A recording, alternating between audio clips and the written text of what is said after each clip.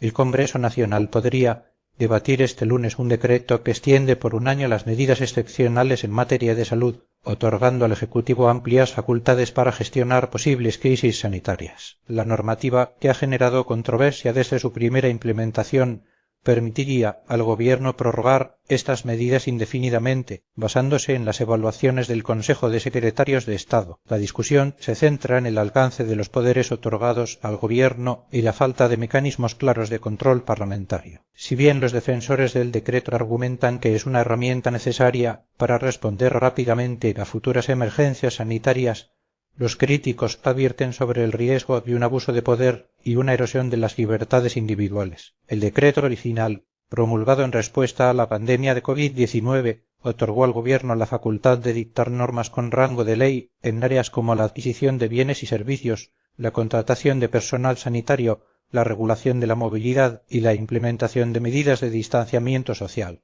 También permitió al Gobierno modificar o suspender temporalmente regulaciones existentes, así como establecer protocolos sanitarios obligatorios. La oposición ha denunciado que el Gobierno ha utilizado estos poderes de manera excesiva y discrecional, sin la debida transparencia ni rendición de cuentas. Se han presentado denuncias sobre la adjudicación de contratos públicos sin licitación, la restricción de derechos fundamentales y la falta de información sobre el impacto de las medidas adoptadas. Uno de los principales puntos de controversia es la posibilidad de prórroga indefinida del decreto. La normativa establece que el Ejecutivo podrá extender la vigencia de las medidas excepcionales por periodos adicionales, siempre y cuando cuente con el aval del Consejo de Secretarios de Estado. Esto significa que el Gobierno podría mantener en vigor las medidas especiales durante años, sin necesidad de una nueva aprobación del Congreso. Los críticos argumentan que esta cláusula abre la puerta a un régimen de excepción permanente en el que el Gobierno podría gobernar por decreto sin la supervisión del Poder Legislativo. Temen que esto pueda conducir a una concentración excesiva de poder y a una violación de los principios democráticos. Por su parte,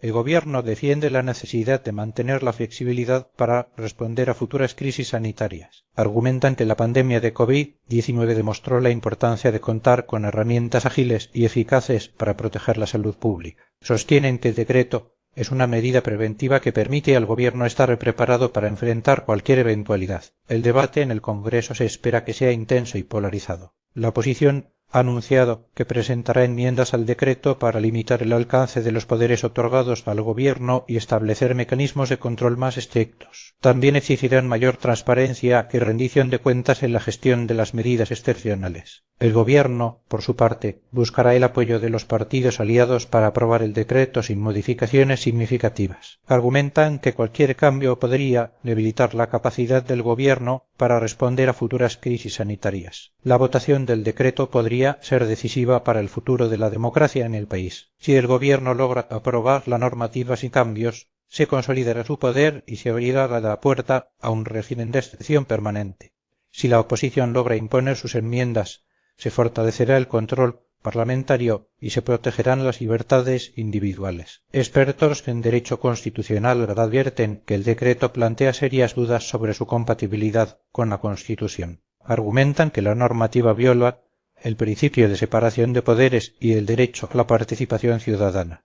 También señalan que la falta de mecanismos claros de control judicial podría permitir al Gobierno actuar de manera arbitraria e ilegal. La sociedad civil también se ha pronunciado sobre el decreto. Organizaciones de derechos humanos han expresado su preocupación por el impacto de las medidas excepcionales en las libertades individuales. Han denunciado casos de abuso de poder y discriminación y han exigido al Gobierno que respete los derechos fundamentales de todos los ciudadanos. El debate sobre el decreto de la Ley de Medidas Excepcionales en Salud es un reflejo de las tensiones existentes entre la necesidad de proteger la salud pública y la importancia de preservar los principios democráticos. La decisión que tome el Congreso Nacional tendrá consecuencias importantes para el futuro del país. La discusión no solo se limita al ámbito político y legal, también plantea interrogantes sobre la confianza de los ciudadanos en las instituciones y la capacidad del Gobierno para gestionar crisis sanitarias de manera transparente y eficaz. La aprobación o rechazo del decreto podría tener un impacto significativo en la percepción pública del Gobierno y en la estabilidad política del país. En las últimas semanas